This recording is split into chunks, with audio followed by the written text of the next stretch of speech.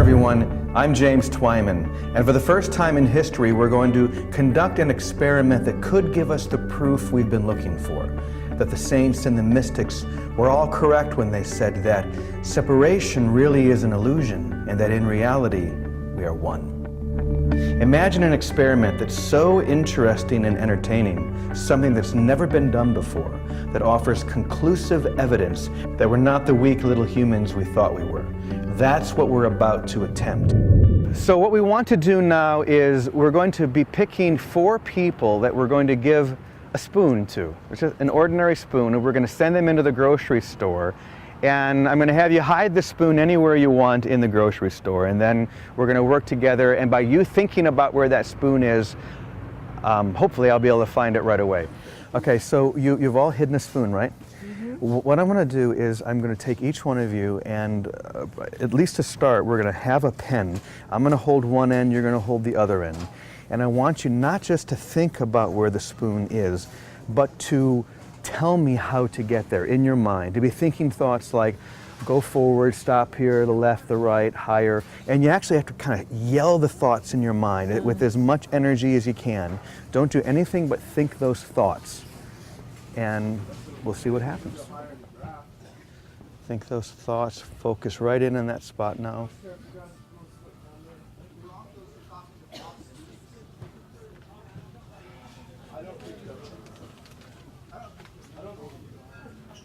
There it is. Right, good, very quick, wonderful, good job. All right, found the spoon number 1. There it is, way in the back. Okay, let me get it out so we can show everybody. Spoon number 2, okay. Very good, thank you. And there it is. All right, spoon number 3, we got it.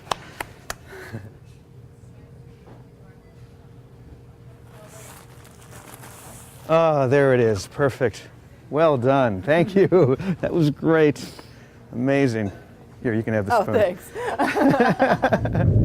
thanks. So I've picked the person that I felt was the best sender for this experiment, and we're going to be going to her apartment now to let her know that she's going to be getting the $1,000 and be able to go anywhere she wants in the entire country and hide this book, and then hopefully I can find it. So let's go and let Leslie know that she's the lucky person who's going to be able to do this.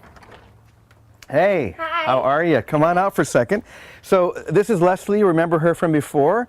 And she is the one, I just wanted you to know that you're the one that's going to be hiding the book. And so come on, let's go in and I'll tell you what we're going to be doing. Okay. So Leslie, I want to tell you a little bit about what you're going to be doing. First of all, no one's ever tried this before, so it's pretty exciting for me. You're going to be taking this book, The Kabbalah Code. You can hide it anywhere in the continental U.S. that you want to hide it, but with a couple of stipulations. For example, you can't hide it somewhere that I can't get to, say in a locked safe or in someone's locked apartment, or sink it to the bottom of some lake. But if you want to hide it under a rock, if you want to hide it in a tree, anywhere in the continental U.S. that you want to go. That's fine. All right? Exciting. And the only thing left is you get yourself $1,000 to do whatever you want with. So you take that. Exciting. I'm going to give you the book. You'll be hiding that, and so we'll see you in a few days. Call me when you get back, all right? Okay, I will. Let's just stop for a second. Because like I said, she can go anywhere in the continental U.S. to hide the book. She can go and put it up a tree in Chicago or hide it in a ditch in Nevada. And once she's done that, then she comes back and we begin the second part of the experiment. And here's the challenge. If I can find the book without any help other than her thinking about the location, then my publisher, Hay House, will make a $50,000 donation to charity. And if I don't find it, well, let's just say that that donation will be made one way or another. So Leslie, you just returned from hiding the book somewhere in the continental U.S., right? Yep. And I just want to confirm that you knew that you could hide it anywhere as long as it was a place that I could get to physically. Right, right. Now, did you tell anybody? Well, I had to tell my boyfriend because he had to, take me and, Okay. and pick me But up. other than your so- boyfriend, does anybody else know? Nope. I mean, you certainly have not told me. You I can didn't tell you confirm that. anything. Good. Okay, so we're going to go into the map, the room where we have the map now, Okay. and try and zero in on the city. And as long as I can do that, well, one way or another, we're going to get onto an airplane and fly somewhere. Hopefully it'll be the right city. So come on, let's go. So as you can see, Leslie, we have this rather large map of the U.S., and this is what we're going to use to identify or focus in on the place where you hid the book. So I'm going to ask you first to go and stand right in the middle of the map. Just go ahead and stand there. And what I'm going to do is I'm going to walk around the map in a circle. And you're going to just kind of pivot your body and follow me. And I want to keep eye contact with you as much as possible, but I also want you to be aware of the city or the place where you hid the book. When I am walking by that place, I want you to think the word stop. And I'm feeling a lot of energy around the West Coast here. So I'm gonna focus here on the West Coast. In fact, what I'll do is I'm gonna get down here. You go ahead and stay where you are. And I'm gonna begin moving my hands here along the West Coast, and I want you to, just as you did when I was walking, tell my hand when to stop. In your mind, of course. Okay, good. Keep it focused. It's coming pretty good now. Okay, at first I was feeling California, but I'm almost positive now that it's north of California, either in Oregon and Washington, but as I continue to go north, I'm feeling even more energy. So what I'm going to do is I'm going to go ahead and make a commitment at this point, and I don't want you to say anything to indicate whether I'm right or wrong, but I'm going to make a commitment at this point and say that you hid the book in Seattle. So what we're going to do next is we're going to get on an airplane, we're going to go to Seattle and go to the next step. So anywhere in the continental U.S. Seattle felt like the right place, but up until this point, I really don't know for sure. Let's just hope that we're not going there for a good cup of coffee. So while we're waiting here, I thought I would try and get some impressions that will maybe get us headed in the right direction once we get to Seattle. Okay. Because ever since we did the map trying to find Seattle, I've been having some just things come to me. And I'll leave it up to you whether you want to confirm it or not. Okay. But one of the things that I'm getting is that I keep seeing like a natural setting, but at the same time I also feel like it's in the city, so somewhere in Seattle, but also somewhere, it could be in the woods, could be a park, could be something where there are a lot of trees and plants and things like that. I keep seeing a bridge. I see a bridge, but I can't see how big the bridge is. But at the same time, I don't get the impression that this is a bridge like that goes over a river that vehicles are on. If I had to make a guess, I would say that it's a bridge that is more for walking than for driving. That's important. Is it? Mm-hmm. Okay. That's all I'm saying. All right, good. Yeah, I think that's all I need for now. I just wanted to, that at least gets me headed in the right direction, Mm-hmm. knowing that the impressions are somewhat accurate. Yeah. Good. That's pretty amazing that you I'm not saying anything else.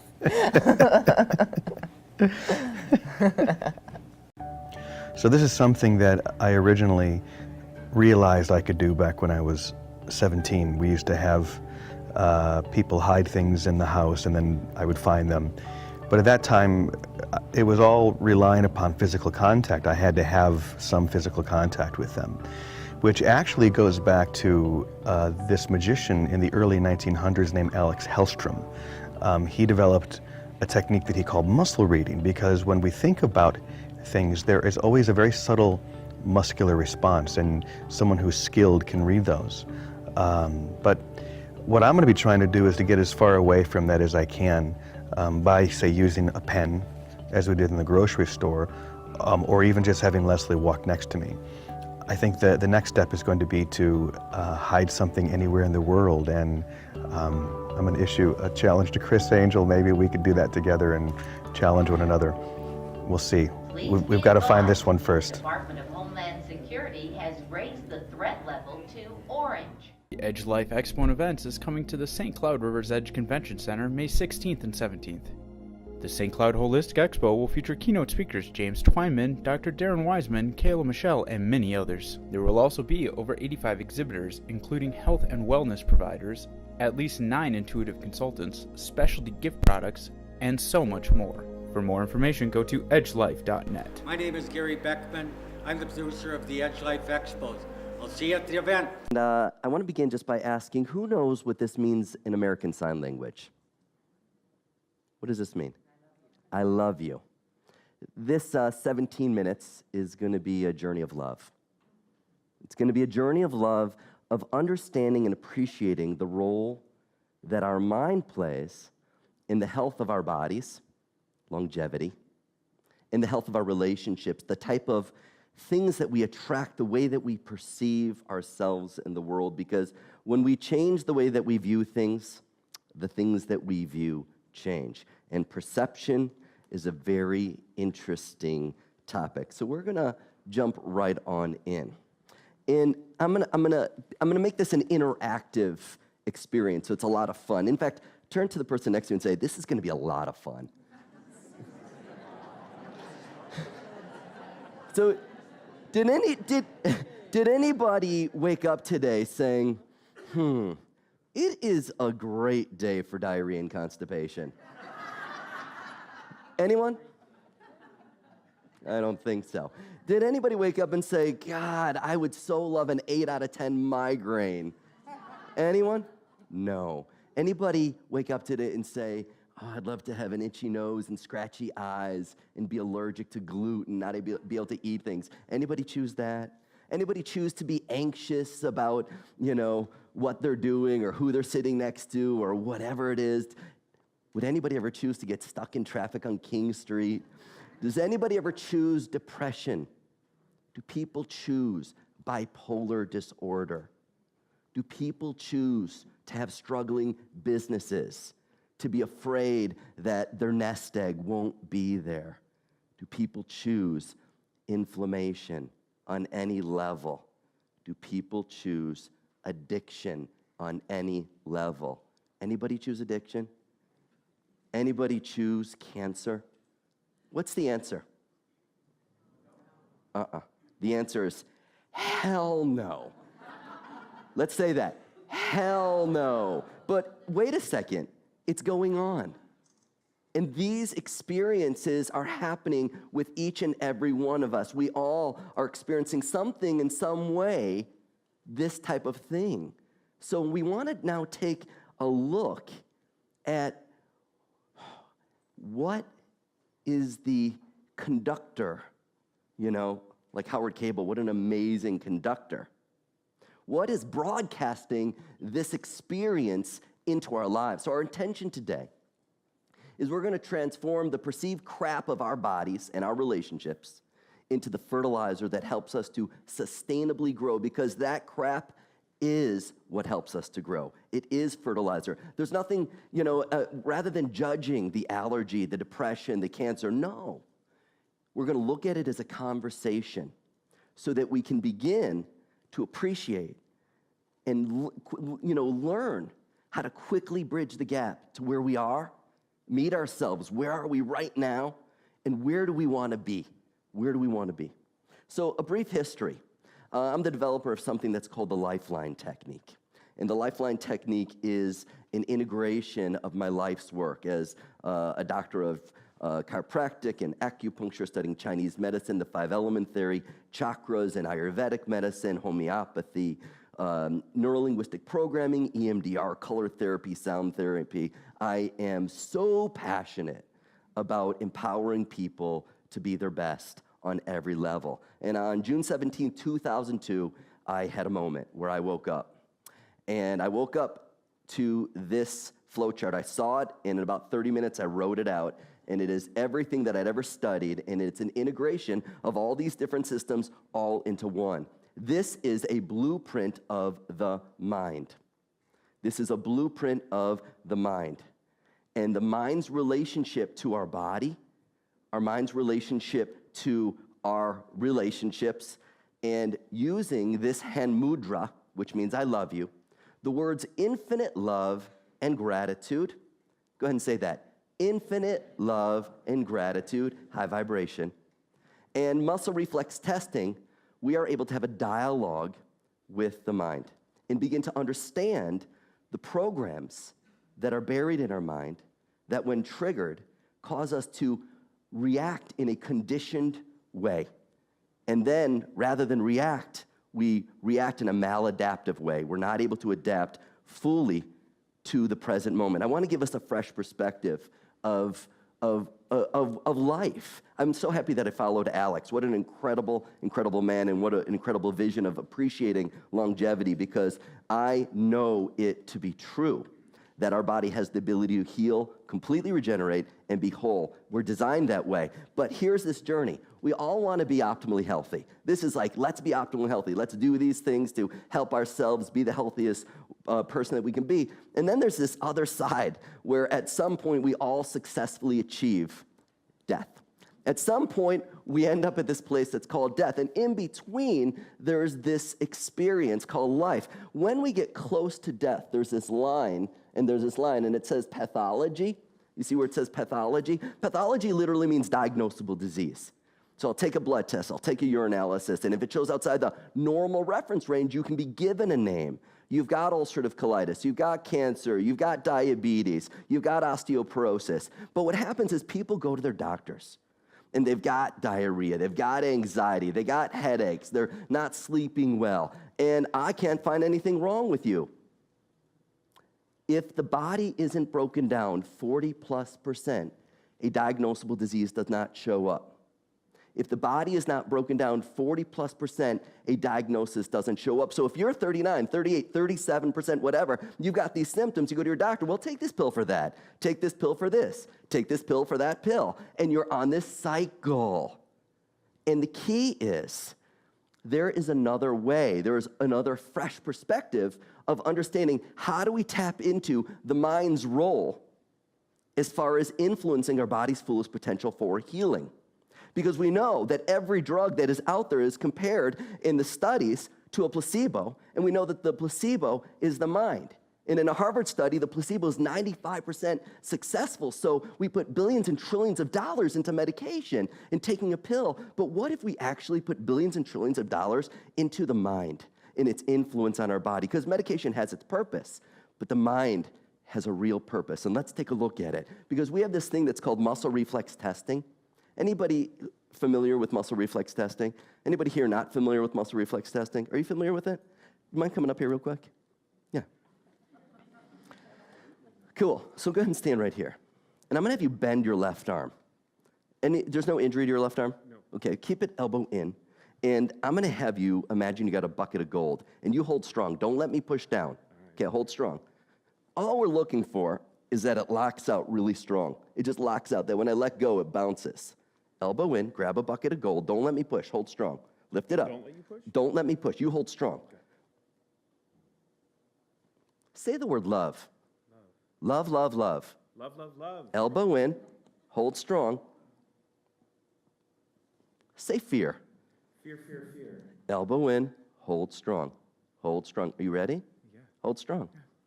Hold strong. Whoa. Hold strong. You're hypnotizing me. No, no hypnotizing. Hold strong. I love it. Love, love, love. Love, love, love. Let's finish on love. Always finish on love. Love, love, love. Love, love, love. Hold strong.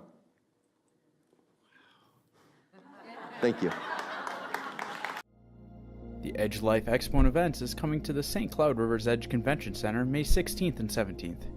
The St. Cloud Holistic Expo will feature keynote speakers James Twyman, Dr. Darren Wiseman, Kayla Michelle, and many others. There will also be over 85 exhibitors, including health and wellness providers, at least 9 intuitive consultants, specialty gift products, and so much more. For more information, go to edgelife.net. My name is Gary Beckman.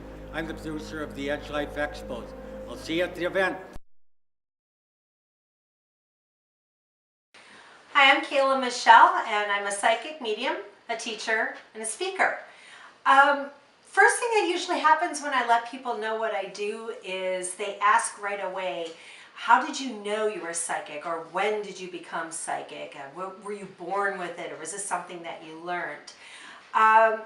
Firstly, my opinion is that everyone is born with this. I have a saying that not everyone's an opera singer, but everyone can sing. So it doesn't mean you shouldn't be singing in the shower. Same thing with psychic abilities or intuitive abilities. We're all born with it. We all have that innate tool to let us know when something doesn't feel right, when something's wrong. Our gut tells us that maybe we should go left instead of right. And I simply just chose to work on what I already had. When I was a child, I knew when people were lying to me. I could tell if there had been a fight in a room when I walked in because the energy felt different.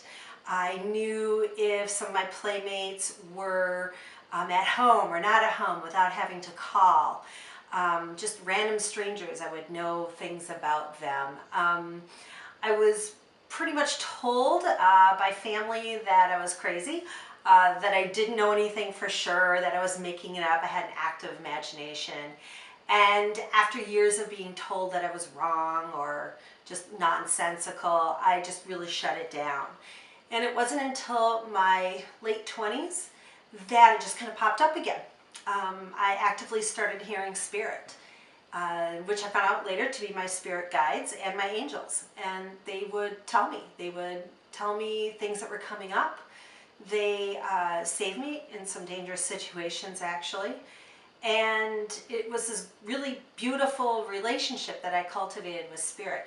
I, like many other people, I took classes so I could hone into these special kind of tools and gifts.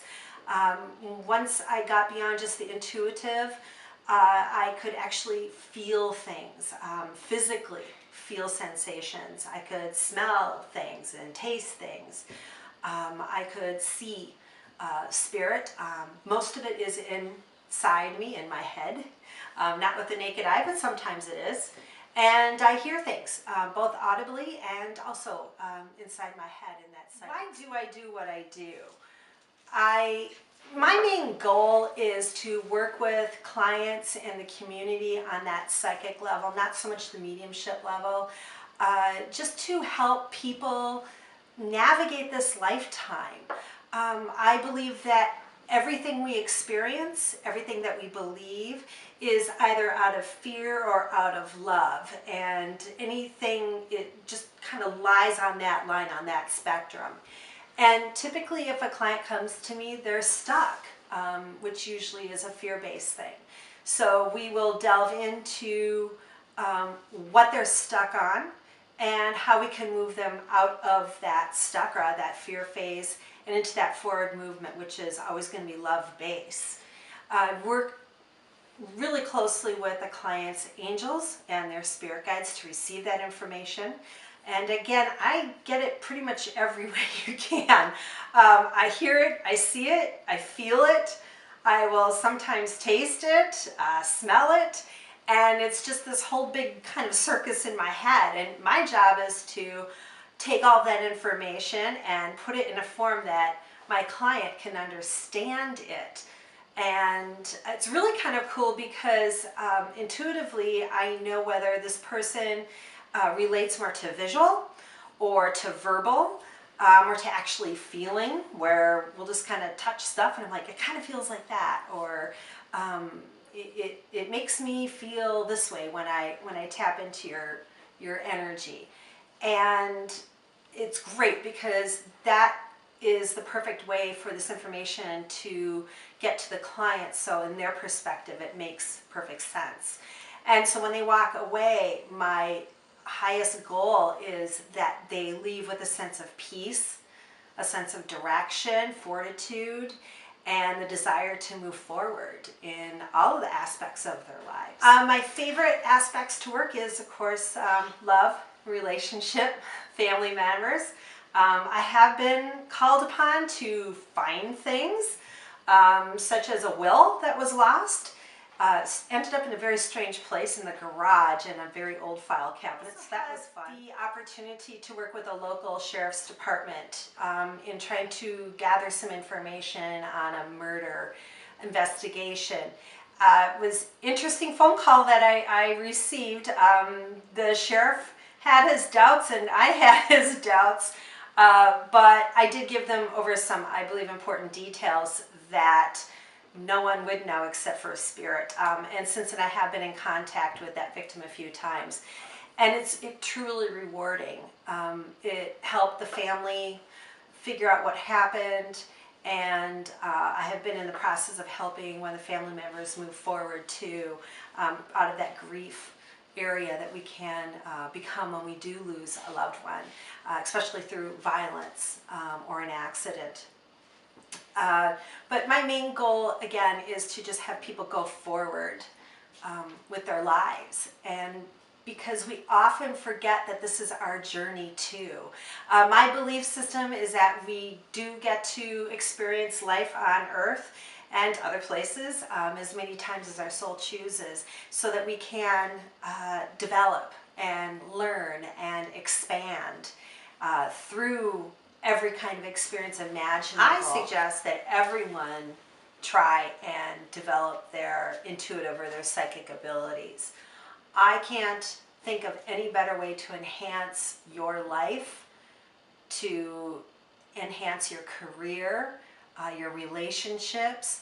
It's magical, and we were all born with it so that we can use it. And once we really understand that this is a God-given gift, that it can't be taken away, that it isn't just given to a few of us, that we all come down with it so that we can grow. Each experience, and I'm a believer that we are born time and time again. This isn't a one-shot deal. You don't have to get everything right.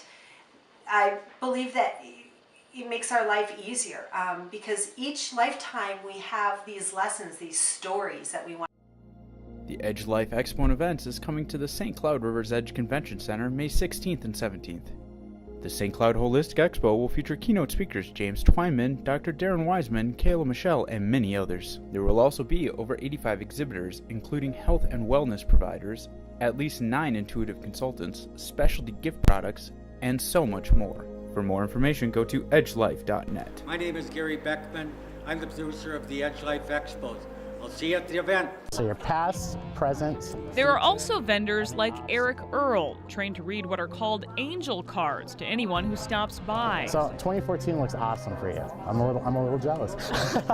What do you say to the people who watch this or who are looking at this and say, you know, there's no way? I totally get that. I used to be skeptical myself until I had an experience with a reader who told me things that there is just absolutely no way that they could have known. The Edge Life Expo and Events is coming to the St. Cloud Rivers Edge Convention Center May 16th and 17th. The St. Cloud Holistic Expo will feature keynote speakers James Twyman, Dr. Darren Wiseman, Kayla Michelle, and many others. There will also be over 85 exhibitors, including health and wellness providers, at least 9 intuitive consultants, specialty gift products, and so much more. For more information, go to edgelife.net. My name is Gary Beckman. I'm the producer of the Edge Life Expos. I'll see you at the event.